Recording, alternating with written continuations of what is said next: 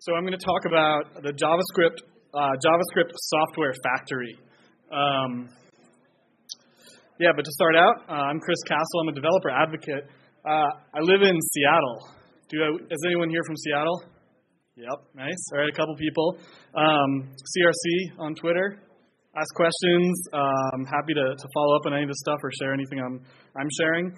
For those of you that are from Seattle, or for those of you that aren't from Seattle, we had thunder snow on Monday. This is the Space Needle. And it actually, despite Seattle's reputation for rainy and gray weather, we don't have thunder and lightning very often. More so, we also don't get snow that often. So we had this crazy event on Monday where snow was coming down and we had thunder and lightning. And then, curiously, the next day, Amazon Web Services, which is headquartered in Seattle, had a big problem. So what's interesting, though, is that this is relevant to my talk. So I'm going to kind of talk about complexity and pain and failure in the cloud. I work at Heroku. How many people know what Heroku is or have heard of Heroku? Oh, good. Many. How many people use Heroku right now? Cool. So Heroku is a cloud platform for deploying your applications. We try to make it as simple as possible to get your application up and running, make it easy to manage and scale, and kind of take away infrastructure burden. So think of Amazon Web Services, and then think of kind of Heroku on top of that, helping you manage everything for you. So let's jump into it. This quote's been around on the internet. I've seen it. I'm not really sure who to attribute it to, but I've seen it a lot. Programming is easy. Software development is hard. What does that mean? We're kind of in the dawn of programming just becoming an everyday skill. There are numerous ways to learn to program. The growth of JavaScript developers is just outstanding or crazy right now. It's, in a year or two, there are going to be more JavaScript developers than Java developers, and probably many other languages too. The growth rate is just absolutely fantastic. But then there are a number of other ways to program too, like Scratch, visual flow-based programming, kind of targeted at children. The concept of flow-based programming has been around for a long time, so that's another way. There's even like if this, then that. Do any of you know that website, ifttt.com, where you can kind of create real-life triggers that do things based on other triggers? And maybe even like home automation tools. You can program your coffee maker to go off when your alarm clock goes off or something like that. So many different ways to think about programming.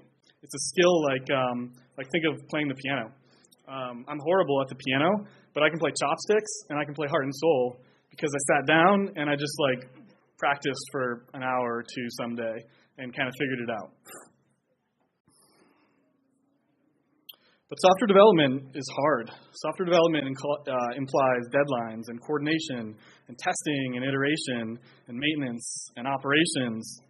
It requires humans working together, communicating, speaking, listening, sharing, expressing. That's a lot more less tangible and less kind of scientific than programming.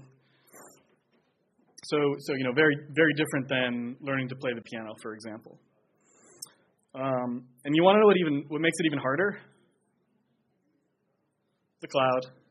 As we saw yesterday, right? Huge problems for tons of people. How many people here were impacted in their work or personal projects or something from the AWS issue yesterday? Raise your hand. All right, how many people were not impacted by that? All right, you might be lying.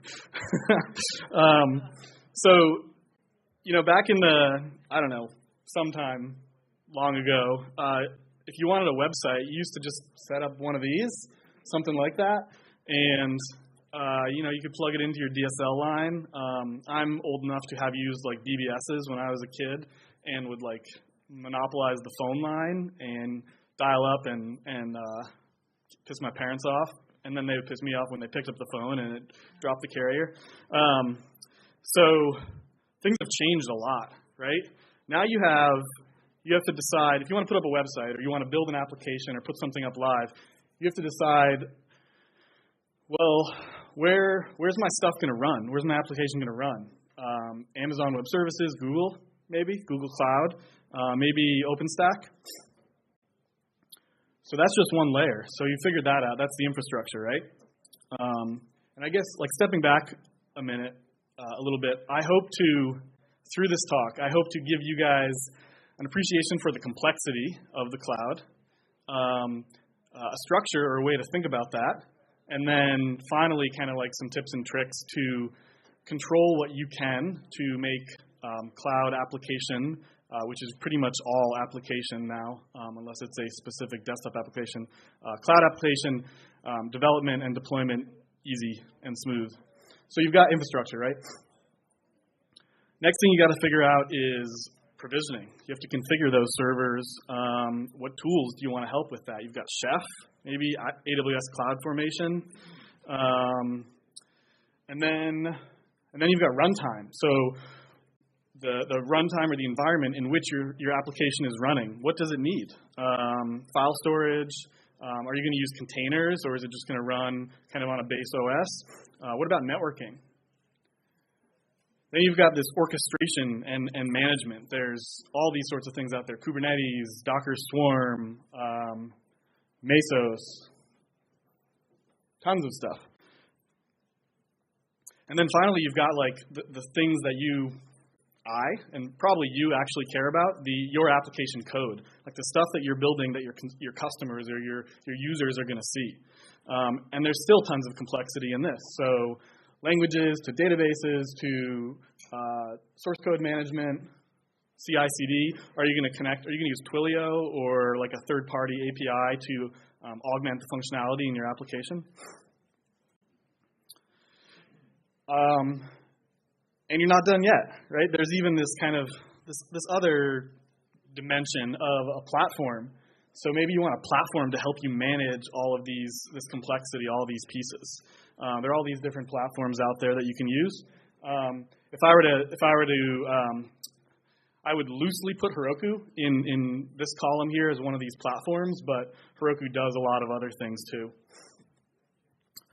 And then there's observability and analysis and logging and making sure your app is healthy, and when it's not healthy, making sure you can debug it and see what's going on.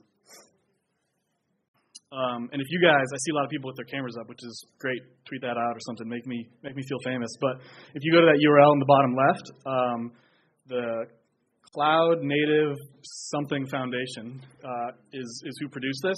I didn't create this, and it's a great it's like an open source foundation that is or public or kind of not one single corporate-backed foundation that is focused on kind of defining cloud-native application standards.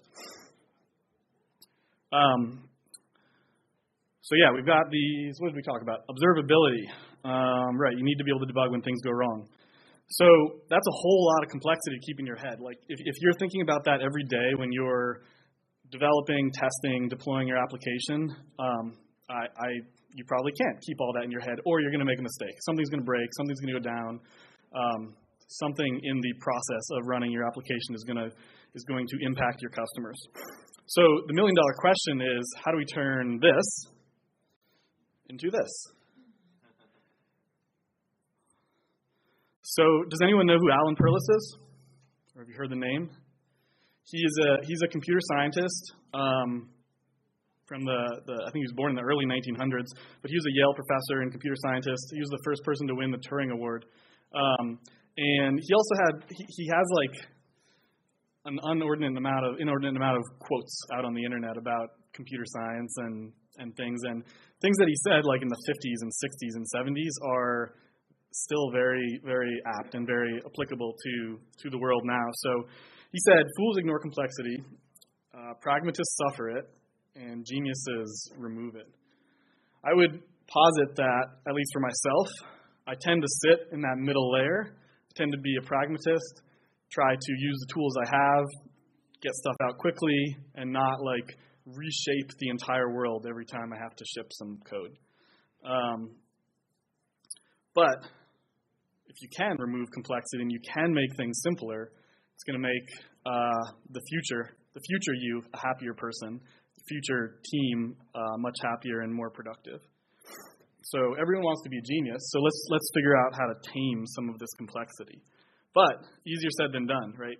I actually think, so I've been a product manager, I've been a data analyst, now developer advocate, so I've been in kind of different roles through software development, and I think the main thing that I've learned is that humans are really good at creating complexity in software and really bad at kind of simplifying things or distilling things to their minimum necessary kind of components.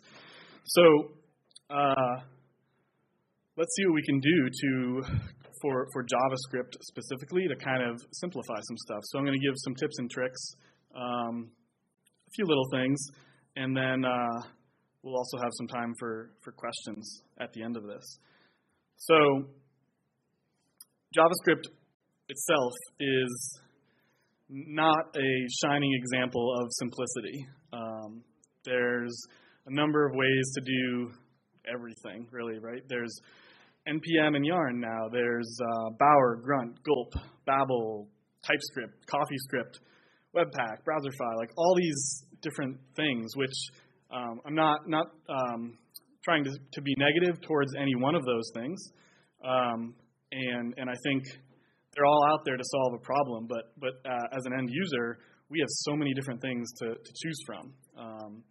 Whereas in maybe the like kind of new up and coming Rust language community, there's a lot less complexity. It's newer, it's less mature, but there's also kind of like one thing for each task or each job that you need to do. So let's talk about some simplifying tips, and let's start on the bottom two layers here, provisioning and infrastructure. So my advice for those is just to stop spending time on the bottom two layers. So yeah, you need to think about them. You need to spend some concerted and careful effort and focus on figuring out what to do there, but nothing will slow down a software development team more than rethinking infrastructure, rethinking provisioning every time they deploy, or once a week, or once a month even. Those are important decisions. So those bottom two layers are important decisions, and they are on the bottom. They should be your foundation, and they shouldn't change often. So then we get into runtime. So this is where you're thinking about the environment in which your application runs. What resources outside of your code does your application need to run properly? And for any of these, I'm not going to give you any single tool that I think is the best, because it's going to vary. It's going to depend on your use case, what you're building, who your customers are, and what your goals are. But the most common runtime problem I see in Node projects is global modules.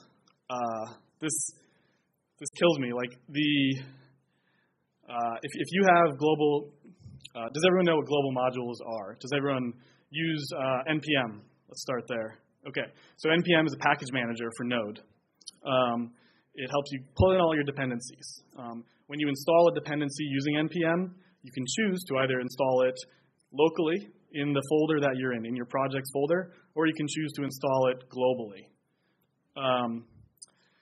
Global modules are good for testing and trying something out, but if you are ready or moving towards pushing your project to production, going to push it live, your project should not be depending on any global module.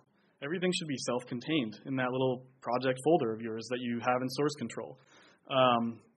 So really the kind of summary here is explicitly declare your dependencies in your package.json, which is what NPM uses to know exactly what dependencies it needs.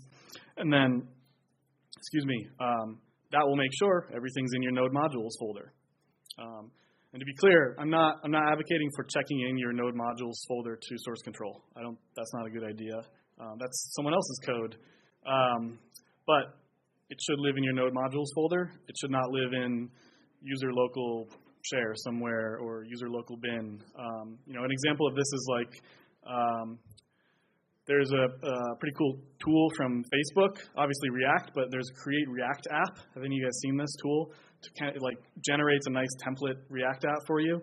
They recommend to kind of get started. At least they did. I haven't checked on it recently, but they did recommend installing it globally to get started. Similar with like the tools I mentioned earlier, like Gulp and Grunt. Like a lot of those people just install globally, and that's okay. You can do that, but if you're going to push your code base to production, make sure that it's installed locally. And so one way of doing that, sorry, this is kind of a little hard to see maybe, is this is the package.json. This specifies your dependencies in your Node project. Dependencies are what the application uses at runtime. Dev dependencies, think of the dependencies that your application needs to build. Maybe more accurately, it's to run your development environment, but I think it's better to think about it for building. So if you need Gulp to do some tasks during the build process, specify them in here. And not only for production, but this is also important for other people on your team. Maybe, I'm a new employee. I'm starting with you on your new team or on your team, and I want to get this application set up on my own machine so that I can start working on it. If you have Gulp like 3.9.1 on your machine, maybe I have like Gulp 3.8 or 2 point something on my machine. There's even like, having mismatches of versions there might cause these crazy problems that'll just going to waste time and be hard to debug.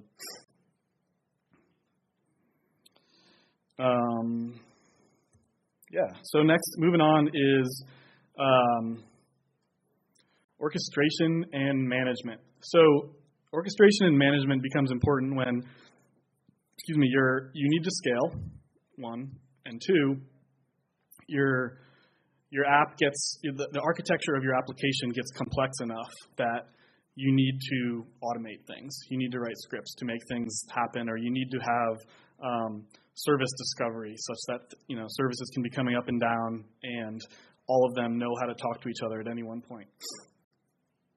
I think the most important thing for orchestration and management as the complexity of your app goes up and you want to scale up is this concept of a 12-factor app. This was created by the Heroku founders. How many have heard of the 12-factor concept? Good, okay. This was created by the Heroku founders before 2010 sometime, but it applies to really like anything you're deploying to the cloud, whether you're deploying it to EC2 and Amazon or DigitalOcean or Cloud Foundry or wherever it's going. It's kind of a set of clear architectural guidelines that your application should follow, and you can go to the URL on the bottom there to see these yourself. And there's even a lot more detail. There's a full page kind of expounding on each of these. So architectural principles for your application to make it easy to scale up, easy to introspect, easy to debug, and kind of, in general, be less hostile to a cloud deployment environment. If you put your web app on that Sun server that I showed earlier, you can do whatever you want. As long as the web requests are being served and your users are getting what they need, that's fine. But if you're putting stuff in a cloud environment, you need to think more about the kind of specific characteristics of that environment. And this addresses the common characteristics of what cloud means. I'm not going to go into each of these. You can go to the URL as I said, but I will be here the rest of the afternoon over at the Heroku booth if you want to chat more about these. I love talking about this stuff. So then we get to the next layer. So this is the application definition and development layer. This is actually like your code, a language that you've chosen to use, databases, CI, CD, so automated testing or automated delivery of your application. This stuff is more interesting and exciting to me. All the other stuff is interesting and exciting, and probably like any developer, I love tinkering. I love to play with OpenStack and AWS, but you have to be very careful to separate time of tinkering time and tinkering projects from stuff that you want to show to your customers, show to users. So this is where ideally you're spending most of your time, most of your focus in deciding what to build, what code to write, what language to use. As I said, do you want to use Auth0 for authentication as a service? Maybe Stripe for payments. Kind of the first tip, and maybe most important. I'm not going to rank them. So the first tip for this one is use Yarn. Yarn is a new package manager. How many people have heard of Yarn? Yeah, more than have heard of NPM, so that's cool. So Yarn is a new package manager that Facebook released back in mid-October. And it gives you really three things that I care about, at least. You may care about different things, but I think these are kind of three core things that they seem to be excited about. Predictability in your builds. Security, in that when you ask for leftpad v1.2 as a dependency, you get that exact same leftpad v1.2 every single time, and not a tampered version of that. And performance. So faster builds or faster dependency resolution and install. There's a lot. I've been when Yarn came out, I kind of like started digging into this a lot more and figuring out like, well, why do we need another one? What are the problems?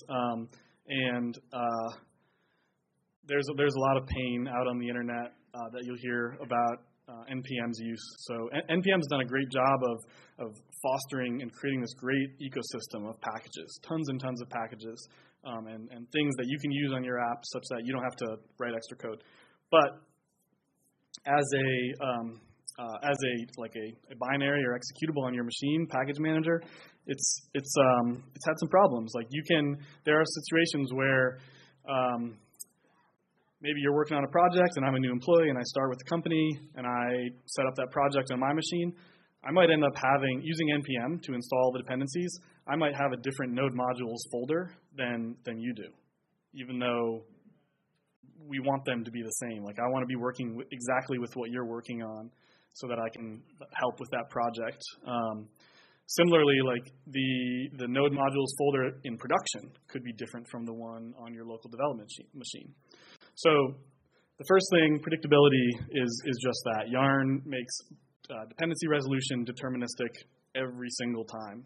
When you run Yarn on a new machine, you're setting up the project, it's going to use Yarn's lock file to make sure that you get the exact same node modules folder as everyone else has who's using Yarn for that project. Security, I kind of mentioned quickly. Yarn uses checksums to make sure, yeah. Are you using Yarn as a global module or local module? That's a good question. I had installed Yarn. I use Brew, the package manager, and so I installed Yarn, you could say globally. So I installed it with Brew, but I think maybe that's the one exception to the global module rule, but I don't know, maybe not. Maybe you should include that in your package.json. I haven't tried it. I have to test that out because it could cause lots of chaos because it's kind of like a meta level above your dependencies. So it uses checksums to make sure that leftpad v1.2 is the same every time. Leftpad, being an example of just any dependency package that you're using. Performance. Yarn uses it runs things in parallel, both in determining the dependencies that are needed, downloading them, and downloading them. And so like most machines these days are capable of handling like more than one connection out to the internet to pull in a package. And maybe for like native modules, most machines are capable of running make or compiling the native component of that in parallel with something else. So a little bit of performance. I'd say performance is not the most important thing and not the main goal of Yarn. Having predictability and like the same kind of dependency resolution every time, I think you should want more than performance, right? If you want, ideally, computers should be deterministic, right? You should have like the same node modules folder every single time. If they're going to be kind of latent issues that you're not expecting, then that's worse than something taking 5 minutes to build. Cool. So the next one. Actually, I was going to say shameless self-promotion. I'm going to be publishing a blog post about Yarn and Heroku's use of it in a couple days, I think, on the Heroku blog. So check that out. Going into more detail of all that stuff. Next one is deploy a lot. So this one's maybe similar to like the piano analogy I gave earlier. Maybe 10 years ago or so, or 7 years ago, when I started kind of writing applications that I was going to push to Heroku. I haven't been working there that long, but I've been using Heroku kind of since the beginning. I would kind of just play and build some application, write all my code. It's running, it's cool, it's working on my machine, and then deploy it because I wanted to show it to someone, and it would not work. Something would break. And then I'd have to spend time, I kind of set the expectations or built up the expectations with this person, but hey, I was going to show you this thing live. I'll give you a live URL. And it's not working. So I got to go debug it. I'm like, what the heck's going on with this thing? So the idea here is deploying is like practicing. Just practice deploying a lot. Practice moving code kind of through this maturity stage from development to testing or staging to production. Do that after you've written your first 10 lines of code or 15 lines of code. It's super important, and it'll, when you do, then say hey, I was gonna show you my cool application. Either it'll already be live, or you can hit one button, and in 30 seconds or a couple minutes it'll be live, and you'll be much more confident that you're not going to run into errors. More to think about here. So this is a little more shameless promotion. This is of Heroku.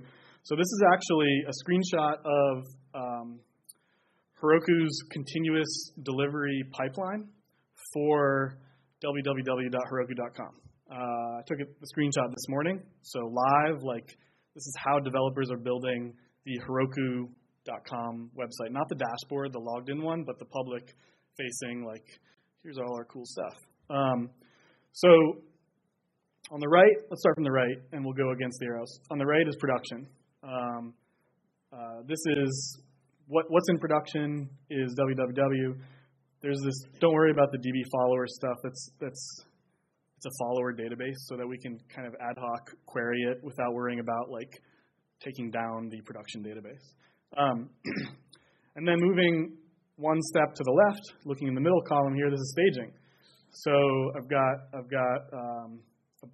2 apps sitting in staging, and then on the far left are these review apps, and these represent each open being worked on branch in GitHub. So the idea, or the kind of thing I wanted to say here, was that you can deploy a branch, and that's great to do. When you're working on a feature branch or a bug fix branch, deploy that so that you know that it is deployable, it's going to work without breaking, but maybe also so you can show it to your boss or your product manager or whoever wants to see it, and you want to make sure that when this thing, you want to give them earlier access to it so that they know and they kind of give you the thumbs up that, hey, yeah, this is what I was expecting to be implemented. So those are really cool. Heroku kind of manages all this stuff for you, makes it really, really simple if you're using GitHub and kind of the standard GitHub flow methodology of creating pull requests and branches for working on features and bugs. Yeah, it's good stuff. And then if you notice on the top left, there's a little thing that says tests beta. So the next thing is make testing automatic.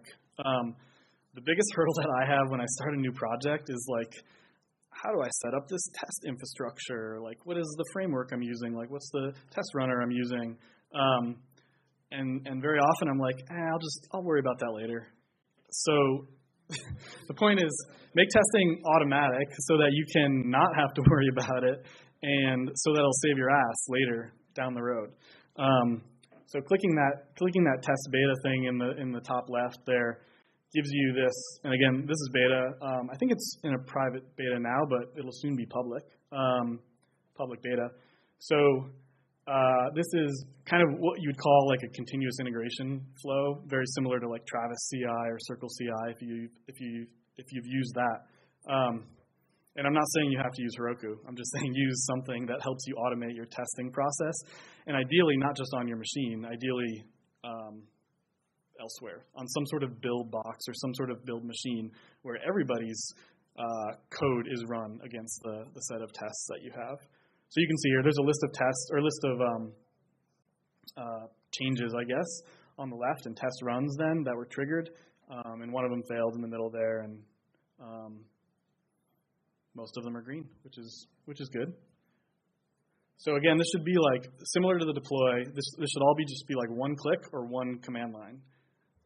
Very, very simple, very, very easy to do, so that you're not like, I'll deal with that later. Let's see. Oh, okay. Yeah, so remember that right side? So then observability and analysis. So you want to make sure you can understand the health of your application, debug it. So the first thing, let's talk about logging. Actually, I'm curious, what sort of logging, for people that have done node development here, what sort of logging packages have you used? Who uses console.log for logging? And that's not a bad thing, don't worry. Who uses, let's see, some other ones are like, who uses Winston? 1, 2. Who uses Bunyan? Log4j.s? And Morgan. Cool. Yeah, so, I mean, these all kind of have their own different flavor of logging, and they'll all do something slightly different. But I think it's better to use something other than console.log. If you're just making a really, really simple web app, then yeah, console.log is fine. But as soon as you kind of get into something more complex, like maybe more than one JS file, more than one module, then you're going to want something to help you structure that log and make it easy to insert those log statements at different levels, different places in your code, and also I like different log levels. So you have a debug level, you have an error level, a warn level, an info level. And speaking of debugging, this is another thing. This is observability. You want to be able to figure out what's going on with your application when it's running up in the cloud without easily, I guess, without having to kind of go through a whole bunch of mechanics or maybe redeploying it again or something like that. So I actually think I have a little.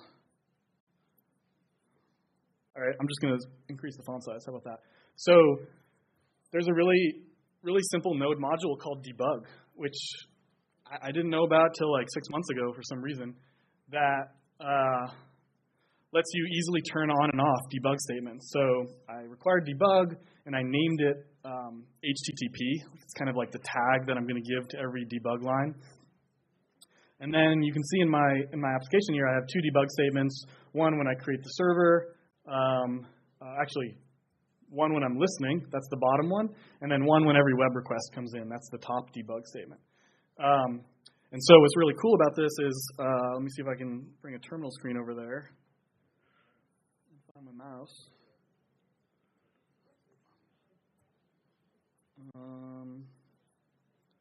New window. Nope.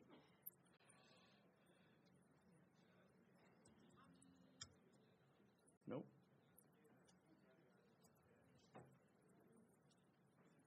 All right, we're going to try it through here. My terminal is kind of customized, and I don't use the terminal.app, so it looks a little janked up there. But let's go into that directory. What was it called? ForwardJS debug, I think. All right, so here's that application. Really, just one file, app.js, creates a little web server. It's listening on port 3000. If I were to run node app.js right now, actually, let's do it the other way first. If I say debug equals star node app.js, So I got a debug message. It says, hey, I'm listening.